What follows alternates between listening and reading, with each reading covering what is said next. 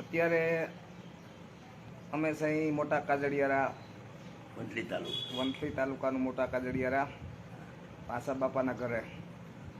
અને પાસા બાપાનું તો જો કે આખું જગત ઓળખે છે વાલા, પણ અમે અહીંયા હગા કર્યા એટલે હવે તો પાસા બાપાના ઘરે અવારનવાર આવવાનું થાય. પાસા બાપા મારા દર્શક મિત્રોને બધાને કંઈક કયો. કે મારા ભાઈ ભજન પ્રેમી મને મળવા આવ્યા છે એનો હું ઉપકાર માનું છું. હું પણ ભજનની દુનિયામાં બહુ મારું જૂનું નામ છે અને બોલતો નથી પણ મને ભજનનો શોખ પહેલેથી.